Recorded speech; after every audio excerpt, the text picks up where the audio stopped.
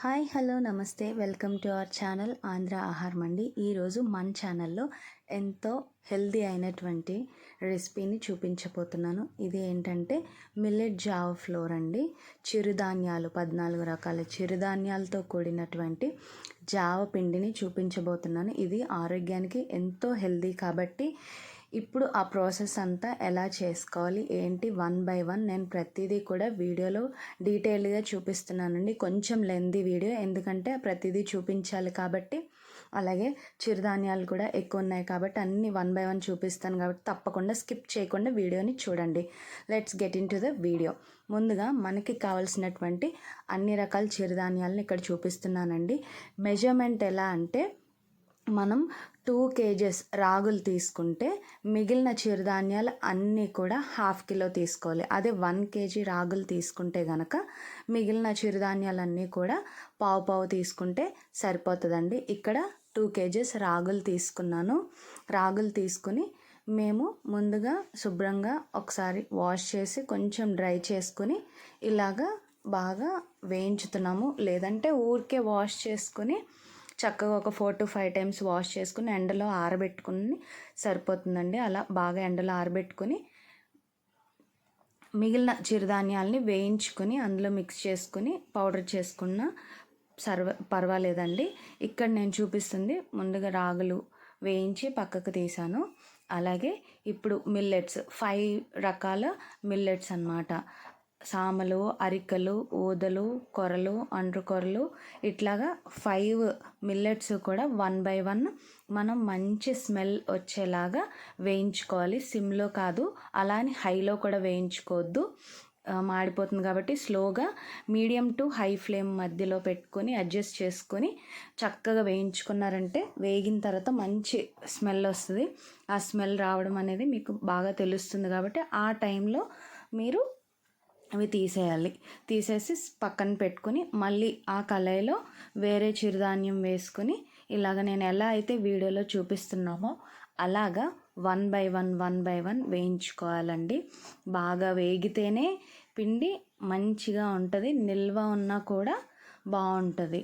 కాబట్టి బాగా వేయించుకోవాలి. వేయించుకునే దాంట్లోనే దీని యొక్క టేస్ట్ అనేది ఉంటుంది కాబట్టి చక్కగా వేయించుకోండి. వేయించుకునేది మంచిగా, ఇప్పుడు సమ్మర్ కాబట్టి ఎండలో ఒక క్లాత్ మీద ఎక్కువసేపు అవసరం లేదు, బాగా వేయించుకున్నాం కాబట్టి ఒక 1 hour గట్టి ఎండలో ఆరబెడితే సరిపోతుందండి. అవన్నీ బాగా ఎండిన తర్వాత మనం మిల్లుకి తీసుకెళ్ళి జావ కోసం అని చెప్తే వాళ్ళే చక్కగా ఆడతారు. ఇక్కడ మిల్లెట్స్ అయిపోయినాయి. అలాగే పెసలు ఇంకా అవిసె గింజలు వేయిస్తున్నాను. అవి కూడా చక్కగా చిటపటలాడుతూ వేగుతాయి. అవి అయిపోయిన తర్వాత ఇక్కడ నేను సోయా అండి. సోయాలో కలర్స్ ఉంటాయి, ఏదో ఒకటి తీసుకుంటే సరిపోతుంది, అన్నీ వేసుకోవాల్సిన నెసెసిటీ ఏమీ లేదు కాబట్టి ఇక్కడ వైట్ సోయా చూసారా చక్కగా బ్రౌన్ కలర్లో వేగినాయి. అవి వేగిన తర్వాత నెక్స్ట్ బార్లీ కూడా బాగా మంచిగా స్మెల్ వచ్చేలాగా వేయించుకోండి. వేయించుకున్న తర్వాత ఇట్లా అన్నీ ఒక గిన్నెలోకి సెపరేట్ చేసుకోండి. గోధుమలు కూడా అవి వేగిన తర్వాత చక్కగా చిటపటలాడుతూ పేలుతాయండి. అలా పేలి మంచి ఫ్లేవర్ వచ్చిన తర్వాత వాటిని కూడా మనము పక్కకి తీసేసుకోవాలి. ఇవి వేగిన తర్వాత రాజ్మాలో కూడా కలర్స్ ఉంటాయి, ఏదైనా పర్వాలేదు, అది ఇదని ఏమీ లేదు, ఏదో ఒక కలర్ తీసుకుని వేయించుకోవాలి. అవి కూడా బాగా వేగిన తర్వాత ఇక్కడ మొక్కజొన్న గింజలు కూడా పాప్కార్న్ లాగా అవుతాయి. మొత్తం పాప్కార్న్ లాగా అవ్వాల్సిన ఏమీ లేదు, కొంచెం ఫ్లేవర్ వచ్చి కొంచెం మనకి తెలుస్తుందా వేగిన తర్వాత మనం తీసేసుకుంటే సరిపోతుంది. కంప్లీట్ పాప్కార్న్ లాగా చేసుకోవాల్సిన అవసరం అయితే ఏమీ లేదండి. అవి కూడా బాగా వేగిన తర్వాత జీడిపప్పు కూడా మంచిగా వీడియోలో చూపిస్తున్నట్టుగా ఈక్వల్గా వేయించుకుని అవి కూడా వేగి తీసేసుకున్న తర్వాత నెక్స్ట్ బాదం పప్పు వేస్తున్నానండి.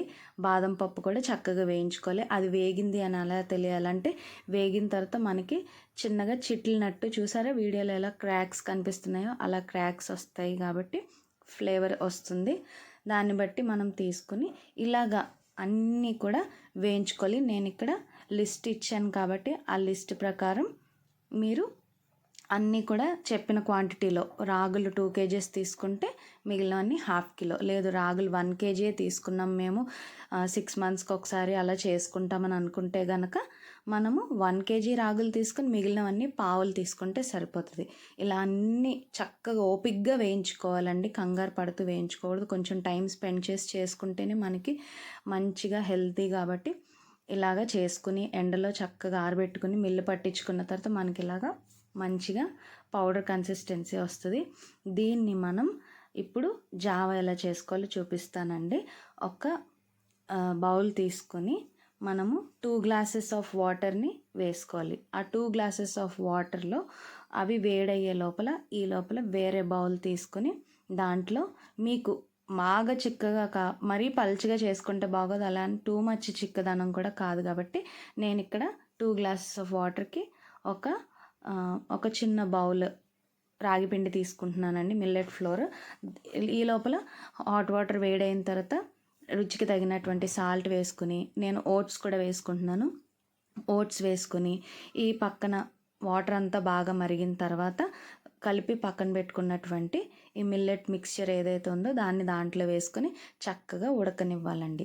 ఈ జావ మనం రాగి జావలాగా ఇలా వేసిన తర్వాత ఒక 2 మినిట్స్కి తీసి పక్కన పెట్టుకోకూడదు.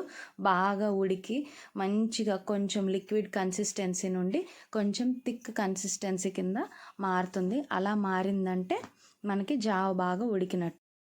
ఇలా ఉడికిన ఈ జావని చల్లారిన తర్వాత మజ్జిగతో ఇష్టం ఉన్న వాళ్ళు మజ్జిగతో సర్వ్ చేసుకోవచ్చు, లేదంటే పాలతో సర్వ్ చేసుకోవచ్చు. కొంచెం బెల్లం మిక్స్ చేసుకుని, లేదు డైరెక్ట్గా తీసుకోవాలనుకుంటే లెమన్ పిండుకొని తాగొచ్చండి. అంతే ఈ వీడియో. దీనివల్ల చాలా మనీ సేవ్ అవుతాయి, ఎంతో హెల్దీ కాబట్టి బ్రేక్ఫాస్ట్ బదులు ఇది తీసుకుంటే చాలా హెవీగా ఉంటుంది, హెల్దీ కాబట్టి ఇలా మీరు ట్రై చేయండి. Thank you for watching. Please like, share and subscribe to our channel ఆంధ్రాహారం.